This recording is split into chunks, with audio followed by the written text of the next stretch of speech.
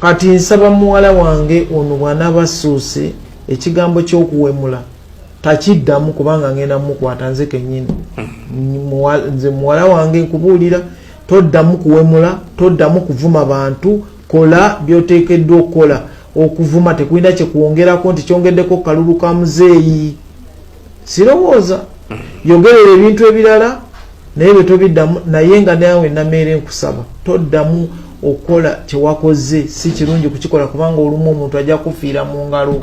Omanye nze teri kisinga kunnuma ku nsi kuno kyekigambo ky'okugamba ng'omuntu ali mu maama oyo tunamugambako tutya muntu wa President Museveni. President Museveni talina budde obuwuliriza wemula. Nsonga y'abawabuzi banno eri omukulembeze w'eggwanga fulufiga oyo ye gye buvuddeko yakubiddwa nga bamulanga okuba nti abantu abavuma abayisaamu. Ebbanga awo mabega tubadde tubalaba okusika omuguwa wakati wa fulufiga Catherine Kusaasira Nameere. Ffe twebuuza ebiseera biri ba advisors twalinga tetubawulira mu bintu bino. Twalinga tosobola kuwulira advisor nga ali ku mukutu awemula. Essaawa eno babeerako nga bawemula. Oli n'akubawo ekigambo kyayagala kyonna naawe kyoswala okuyisa mu kamwa naye nga advisor yakiyisaawo. So gwe nga gwe oyinza kuwa magezi ki ku bantu nga bano? Nagawadda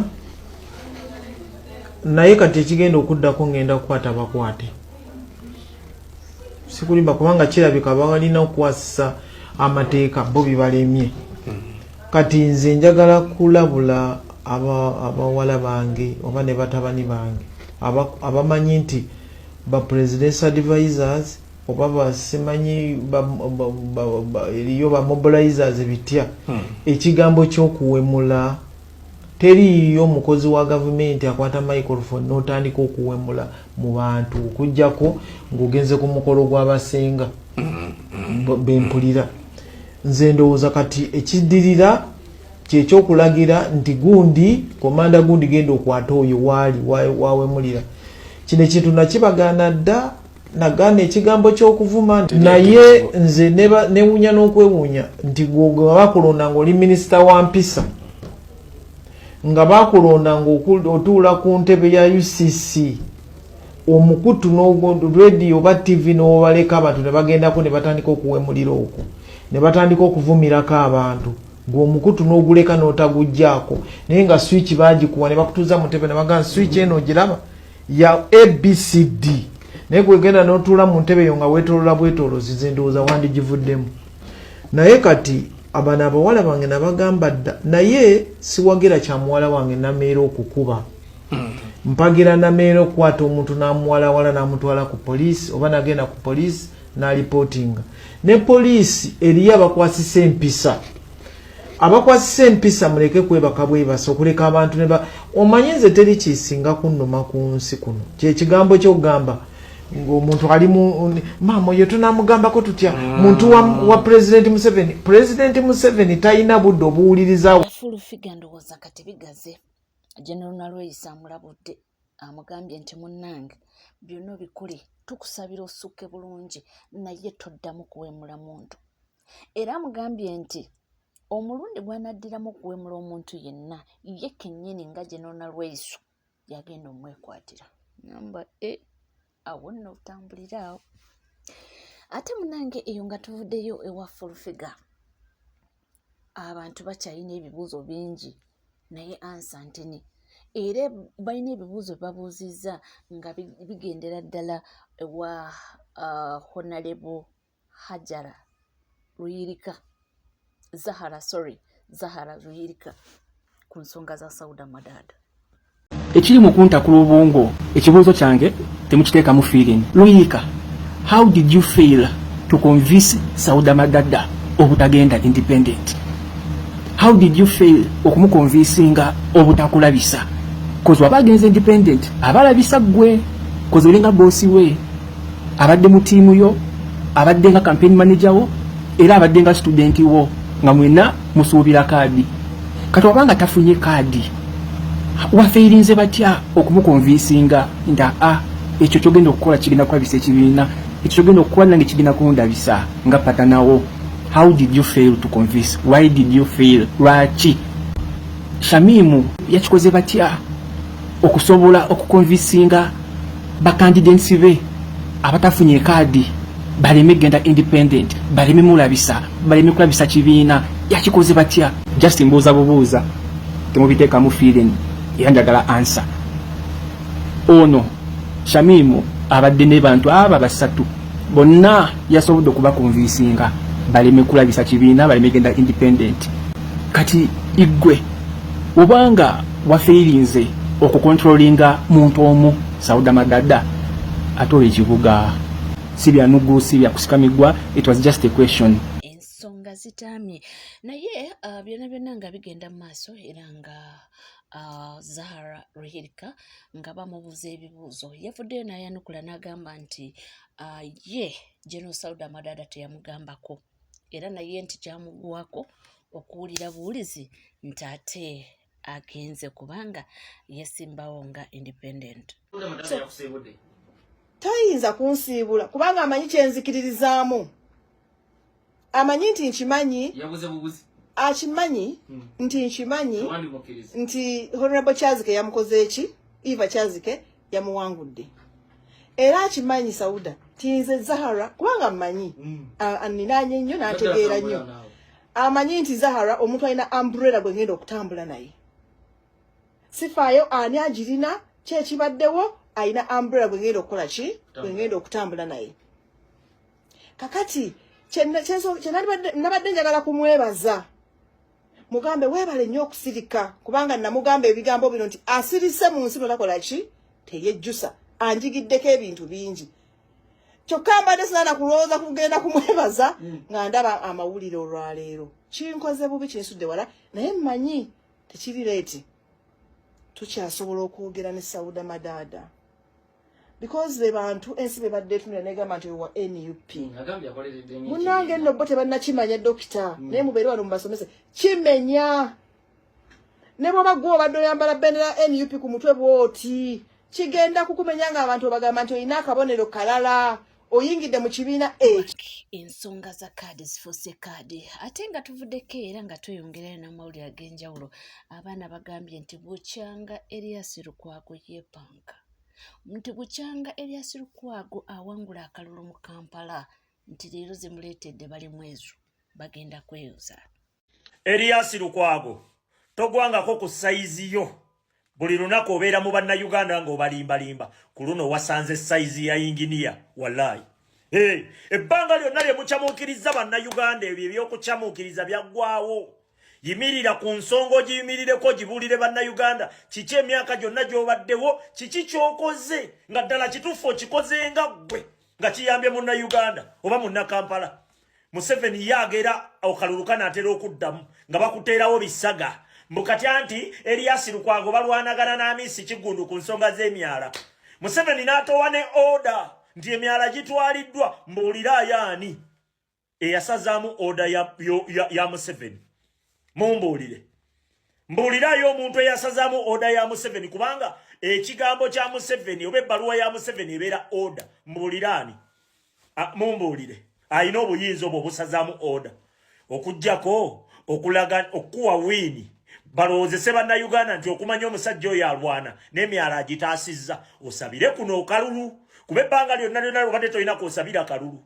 Abantu ne babikkibwa kasasiro mu kiteezi, kasasiro natta abantu, gwe n'otaleetayo wadde kaguleeda, ne bateekawo kaguleeda kamu nga ke kasima, gwe n'ojja buzina maziga kubanga mwakizuula bannayuganda bali emotional. Gwe bojja n'okaaba nga bannayuganda bagamba bambi musajja wattu, bambi tasobola musajja wattu. Eva oyo katemba gw'ozotuzannya togenda kuddamu kumutuzannya, ekyo kikubuulira.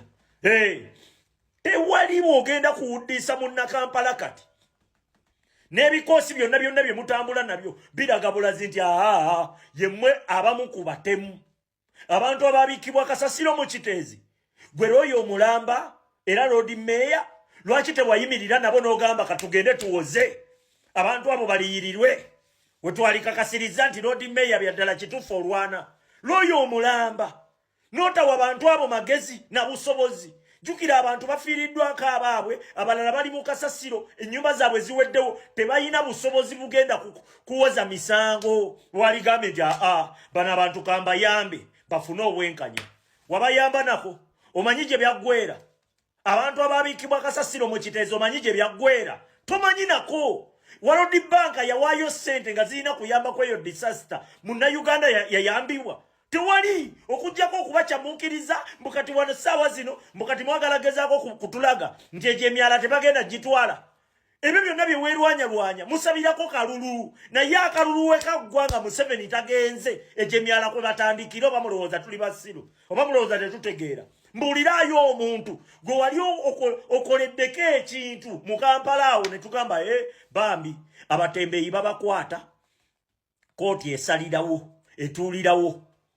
paka luzira ne basiba abantu nga naye bamukutta ayina bw'atembeeya ne bakwata ababbi mu Kampala ate bo ne bakulaga nti ate gwe baakutte ejja ate gw'osanga ku street twaligambye nti Lord Mayor akwata ku nsonga ezo eziri sensitive waliwo ebintu ebiruma bannayuganda bye tulaba nga mu butuufu twalisuubidde nti oba osanga muyina kye muyinza okukolawo naye waliwo mubeeraawo okukyamuukiriza abantu temutusumbuwa wamma temutujjaako mutugjeeko ebyo obuziga bwammwe wamma ogenda kuwulira kye bayita ki inginiya abaana bagambye nti leero eno engatto gye bamwambazizza nti Lord Mayor ejja mutuuka bulungi nti bajja kweyabya oli munamateeka ono inginiya kati awo zaabika emipiira Erias Lukwago munamateeka abali mu ezo inginiya kati awo zigenda kwabika emipiira. Lukwago wuliriza ebigambo bino. Lukwago abadde nga ali akalulu mu kibuga Kampala olw'ebintu bino wammanga. Ekisooka Kampala ebadde yakoowa nnyo ekibiina kye bayita NRM nga waliwo n'abakungu ba NRM abakoowa NRM abawa Lukwago akalulu. Ekyo kimu. Ekyokubiri, Lukwago abadde ali akalulu ka Lord Mayor w'e Kampala ng'asinziira ku bukoowu bwa Kampala bwe baakoowamu ekibiina kye NRM. Lukwago n'asinziira awo n'ali akalulu.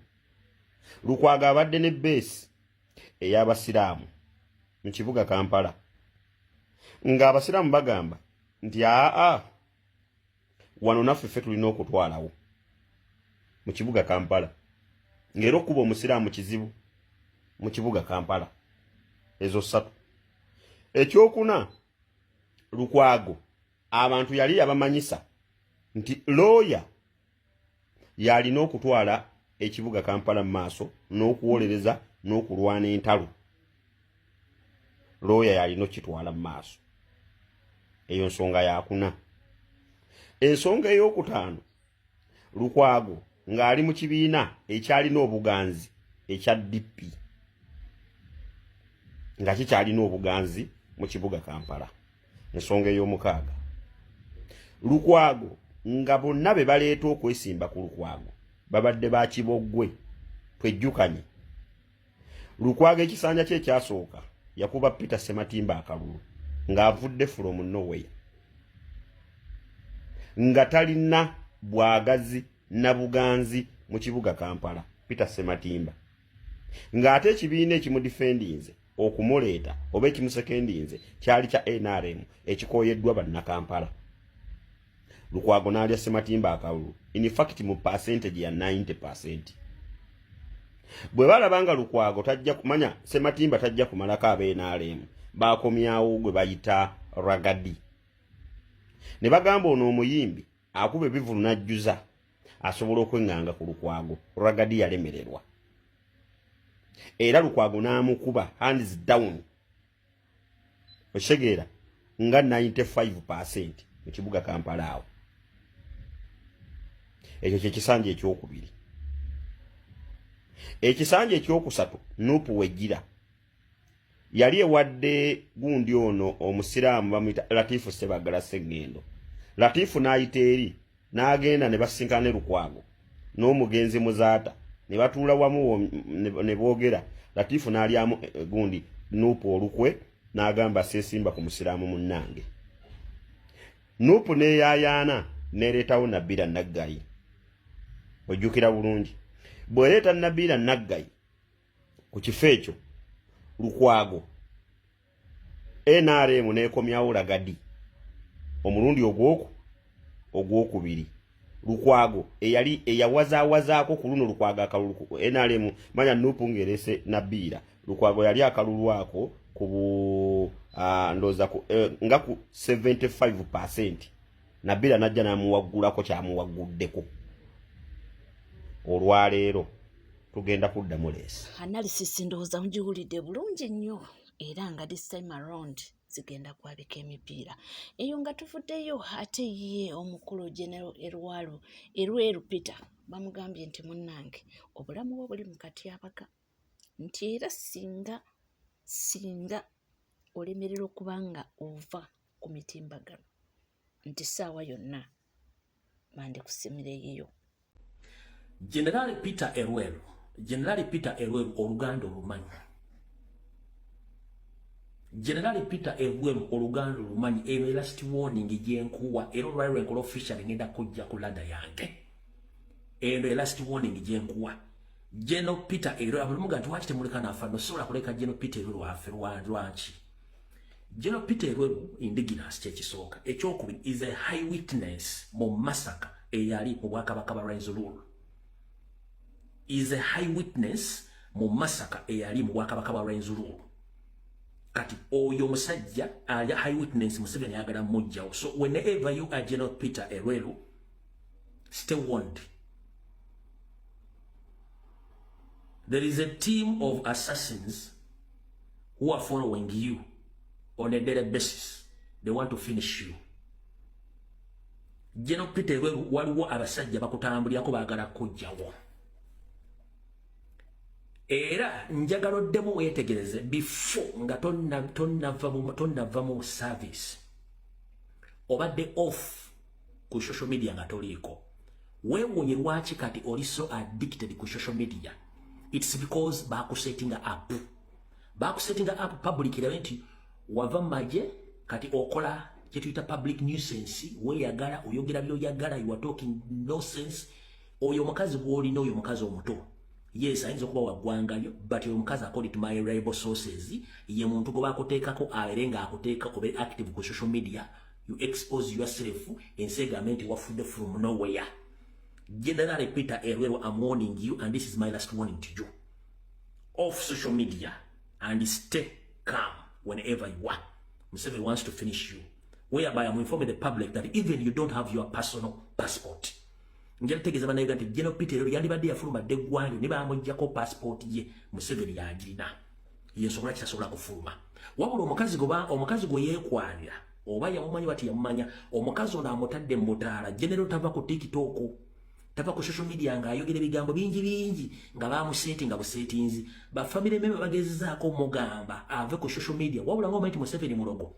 Omusajja lebedde ku social media ali mu exposing obulamu bwe ebintu byazaakola kuga alaga nti ali active ekintu ekikyamu eyo setup. General Peter Erweru please off social media. Bonogaana nze the last warning gyenkuwadde. You are going to be killed. General Peter Erweru. Ebintu bino oluusi babyogera ne babitwala for granted. Abamu ne bamuyita propaganda. Abo twabamanyiira basazi b'omugambo. Era munnange baleeta information etayinaako source naye nga munnange bituuka ne biggwawo. Ate nno ekisinga okwewuunyisa nti bwe bimala ne biggwawo awo nno ne batandika okudiginga deep omuntu okuggyayo ate obutambi buno mbwe akatambi kaakano mbwe ennaku z'omwezi nga bwe ziti gundi yakyogerako weebuuza n'ogamba nti kakati singa wakitwala. Bagamba nti okwerinda si buti. Bw'oyinza omuyita propaganda naye wandibadde weekuba mutima n'ogamba nti lwaki avuddeyo n'aŋŋamba nga bulijjo abadde takyogeranga. Tuzze tubiraba. So yamuwadde gaabubwa n'amugamba nti munnange kiri gy'oli oba obitwala oba nedda ninze nkubuulidde. Ebyaba foot soldier abataafuna kaadi byo bikyalanda. Abamu bawanda muliro, bamu batuuse okugamba baba bakivuddemu, abamu ne beesoma nga bwe bakoledde nnyo ekibiina kwegamba bingi ate nabo tobanenya akadde ako ebintu biba bikusobyeko era ng'essaawa eyo nabo bawulira munnange nga kibasuuseeko so byo tukyaleeta era tukyakuleetera bakyali bangi abagamba nti nze byagaanye ne bavaayo ne bakongratulate nga babafunye abamu bakyali solidi naye ate abamu bambi bamenyese nnyo emitima era nga maybe mpola mpola webali kubanga wekumidde ku mukutu tuweerabira kubanga osubscribinga ringinga that notification bell sharinga likinga ebisigadde buterevu amawulire nja kubanga ngakuwa era nja kubanga ngakutuusaako wona woli wona wosinzidde sigala naffe tovaawo